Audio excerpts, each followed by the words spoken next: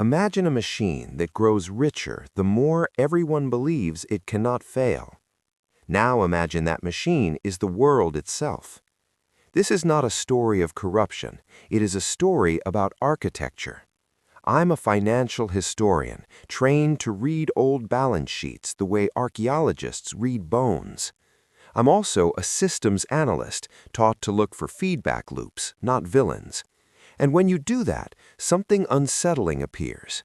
The global order we live inside was not hijacked, it was designed. In 1944, as World War II still burned, delegates gathered in Bretton Woods, New Hampshire. Maps on the walls, cigarette smoke in the air. They were not dreaming of freedom, they were engineering stability. Currencies were chained to the dollar was chained to gold, and the world was chained to trust in the United States. It looked clean, mathematical, reassuring. But every chain is also a leash, and leashes imply ownership. Fast forward. The gold disappears in 1971, announced in a calm Sunday night address. The chains remain. From that moment on, money no longer represented something scarce, it represented a promise, and promises compound. Governments learned they could spend tomorrow's labor today. Banks learned they could lend money that did not yet exist. Citizens learned to live inside a future already mortgaged. No one voted on this. No one escaped it. Look at the charts. Debt curves rising like cathedral ceilings. Productivity crawling while credit sprints.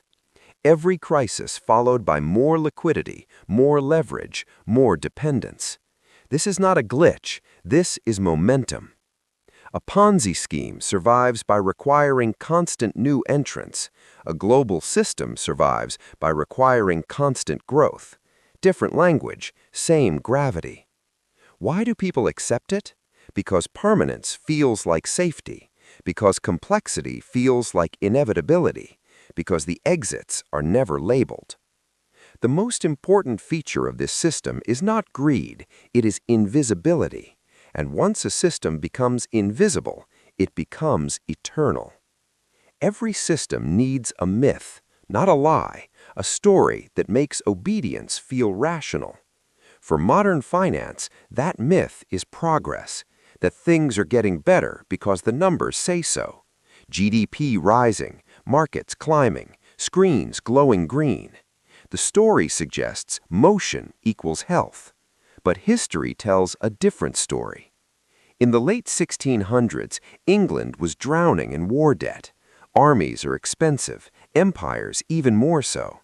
So in 1694, a private consortium offered a solution. They would lend the government money. In exchange, they would be allowed to create money.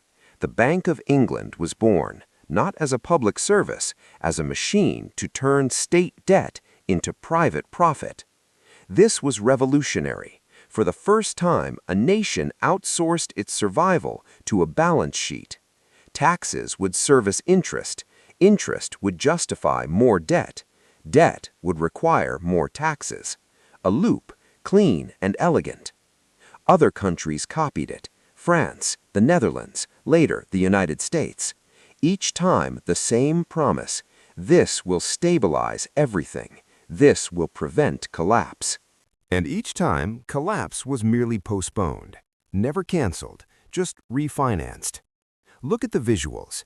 Ink-stained ledgers, quills scratching promises into parchment. Then jump forward. Ticker tape spilling onto the floor in 1929. Men staring at numbers that no longer obeyed them. The Great Depression wasn't caused by panic. Panic was the symptom. The cause was leverage layered on leverage, sold as certainty. When confidence cracked, the structure didn't bend, it shattered. So the system adapted. Regulations were added, safety rails installed. Glass-Steagall in 1933, separating gambling from savings. For a moment, restraint looked possible. But restraint doesn't scale. Growth does. By the 1980s, those rails were dismantled. Capital needed freedom. Innovation needed speed. Risk needed somewhere to hide. Derivatives multiplied. Debt was sliced, repackaged, rated AAA by design. Risk was not eliminated. It was diffused like smoke until no one could see the fire. And here is the paradox. The system survives crises by becoming larger. Every collapse justifies expansion. Every bailout teaches dependence. This is not failure. This is training. A system that can only continue by growing teaches its participants one lesson. There is no alternative. Zoom out to the map. Not borders, flows. Arrows crossing oceans. Capital moving faster than ships ever could. After 1945, the United States didn't just win a war, it inherited a vacuum. Europe was shattered, factories bombed, currencies broken. So America offered reconstruction, but not as a gift, as a system. The Marshall Plan rebuilt cities, Bretton Woods rebuilt rules, the International Monetary Fund, the World Bank, institutions that sounded humanitarian, technical, neutral. They were none of those things. They enforced a hierarchy, dollars at the center, other nations orbiting, borrowing, adjusting. If you needed capital, you accepted conditions, austerity, privatization, market access. Look at the footage. Black and white ports reopening, crates stamped USA, then cut to spreadsheets decades later, debt service schedules replacing gunboats. This was empire without flags, power without occupation. In Latin America in the 1980s, interest rates spiked. Loans once manageable became unpayable overnight. Countries didn't default because they were reckless. They defaulted because the rules changed. The IMF arrived with rescue packages, and with them requirements. Cut social spending, sell public assets, open markets to foreign capital. The debt remained. Control shifted.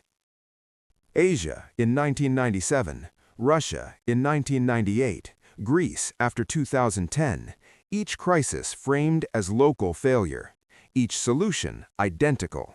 Here is the psychological trick. When survival depends on the system, critique feels dangerous.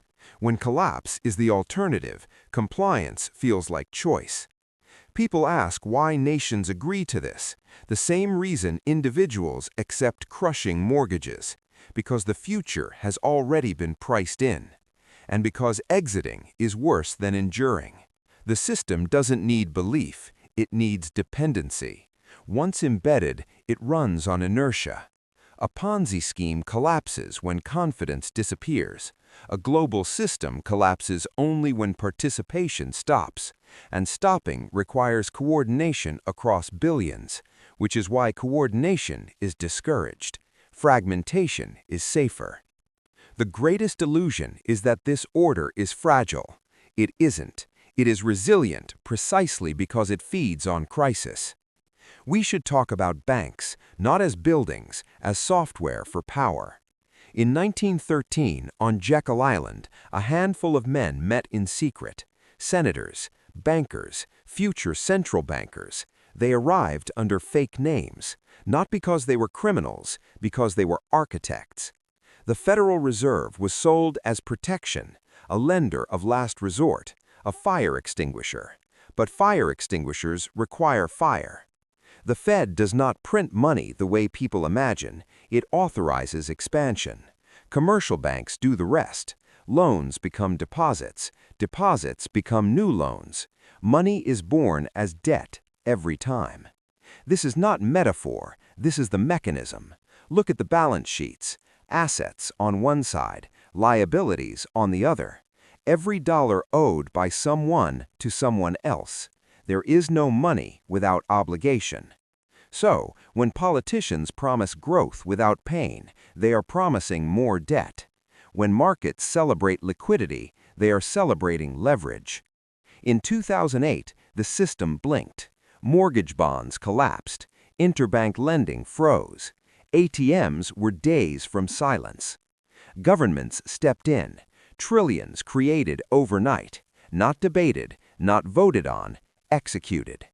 The lesson was subtle but permanent. Losses are social, gains are private.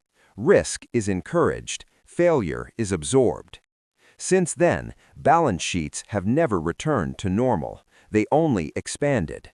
Quantitative easing became a habit, then a necessity, then a baseline. Young people sense this intuitively.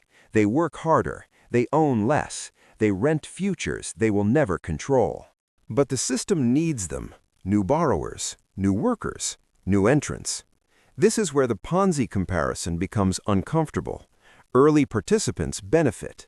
Later participants stabilize the structure. No one is supposed to leave. And if someone does, defaults, sanctions, credit scores, exile from the game. The system does not threaten, it simply withdraws oxygen. That is how permanence is enforced. Now look at the individual, not the institution, the person inside the system. A worker signs a contract, a student signs a loan, a family signs a mortgage. Each signature feels personal, private, voluntary. But zoom out, millions signing the same future. In the 1950s, debt was a temporary tool, a bridge. You borrowed, you paid, you moved on. By the 2000s, debt became an identity. Credit scores replacing character, interest rates replacing trust. Psychologically, this changes everything. People with long-term debt avoid risk. They avoid protest. They avoid disruption. Debt is discipline disguised as opportunity. Watch the visuals. A young couple touring a house, a pen hovering over paper. Cut to 30 years later, the same house, different owners, same bank. This is not accidental. A society in permanent debt is predictable. It plans less, it resists less, it accepts more. Even rebellion is monetized, startups funded by venture capital, innovation packaged for acquisition, disruption absorbed, then sold back. The system learned from history. Force creates resistance, incentives create compliance, and so the language softened. You are not trapped, you're invested. Look at retirement funds, pensions tied to markets, savings dependent on asset inflation. When the system grows, you cheer. When it collapses, you suffer. This alignment is genius. Your survival depends on the very structure that exploits you. Critique feels like self-harm. People don't defend the system because they love it. They defend it because their future is entangled with it. That is the final lock. Not laws, not police, but psychology. A Ponzi scheme collapses when participants stop recruiting. This one recruits automatically, through birth, through necessity, through hope. And hope, once financialized, becomes the most reliable currency of all. Every generation is told the same story, that collapse is unthinkable, that the system may wobble, but it will endure. This belief is not natural. It was engineered through memory. After every crisis, the lesson is rewritten. The crash of 1987 becomes a footnote. The dot-com bust becomes a joke. The housing collapse becomes a morality play about bad borrowers. The system survives by changing the narrative faster than the numbers. Watch the hearings. Executives apologize. Regulators promise reform. Cameras roll. Then the rules soften. Complexity returns. Attention moves on. In 2008, documents filled thousands of pages. Dodd-Frank was signed with ceremony. 5 years later, lobbyists rewrote its teeth. By 2018, safeguards were quietly rolled back. This is not conspiracy. It is incentives doing what incentives do. Markets punish memory. They reward short horizons, quarterly earnings over generational stability, speed over resilience. So the system optimizes for amnesia. Maps fade into charts. Human cost dissolves into percentages. Unemployment becomes a statistic, not a story. And here is the deeper design. Crises are framed as acts of nature, black swans, perfect storms, events without authors. If no one caused it, no one can change it. Technology accelerates this acceptance. Algorithms trade in microseconds. Decisions move beyond human tempo. When outcomes feel automatic, responsibility evaporates. People sense this loss of agency. They feel it in stagnant wages, in prices that rise faster than explanations, in futures that feel pre-owned. But sensation is not power, and awareness is not escape. The system allows critique, it monetizes documentaries, it hosts debates, it absorbs dissent as content. Nothing threatens permanence more than coordinated refusal, so refusal is individualized. Personal finance hacks, mindset shifts, side hustles. You are told to optimize yourself, never the structure. This is the quiet genius. Anger is redirected inward, failure is personalized, success is mythologized. The architecture remains untouched, silent, patient, waiting for the next cycle to justify itself. They say Ponzi schemes collapse when reality intrudes, but what if reality was designed to never arrive? Step back one last time, see the whole machine. Debt layered on debt, promises paying promises, growth required not for prosperity, but for survival. This is why collapse is always deferred, why ceilings become floors, why emergency measures never expire. The system cannot stop. Stopping reveals the math. Escaping it is not a personal choice. You cannot budget your way out of an architecture. You cannot vote away compound interest. You cannot innovate around gravity. The only true exit would be systemic, a reset of claims, a rewriting of ownership. History shows what that costs. In 1933, banks closed. In 1971, gold vanished. In 2008, trust cracked. Each time the system adapted. Each time permanence hardened. This is the untold story. Not that the scheme will end, but that it was never meant to. It feeds on time, on births, on patience, on the belief that tomorrow will explain today. And so participation continues. Not because people are fooled, but because the alternative is uncharted. If this feels unsettling, it should, because clarity does not free you, it simply names the walls. The world's biggest Ponzi scheme does not hide, it surrounds, it educates, it rewards loyalty, it punishes exit.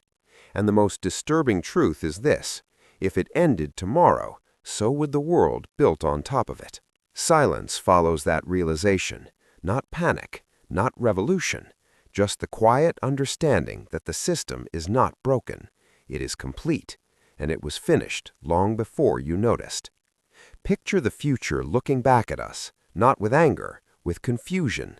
Why did they accept a system that demanded infinite growth from a finite world? The answer will not be ignorance. The data was visible, the warnings were loud, the math was simple. What kept it alive was fear, fear of stopping, fear of resetting, fear of discovering who owned what without debt. So the structure endured, layer by layer, law by law, crisis by crisis. Children were born into balance sheets. Nations were measured like companies. Nature was priced as collateral. Time itself became a liability. This is how permanence feels, not dramatic, administrative, routine.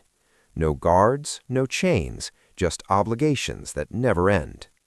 If there is a moral here, it is not hope, it is responsibility. Because systems do not change when they are exposed, they change when participation becomes impossible. It does not require belief, only renewal. New loans, new voters, new workers, new wars renamed stability, new technologies to accelerate forgetting, all synchronized to keep motion alive, even when direction is lost and silence dressed as consensus and maturity itself.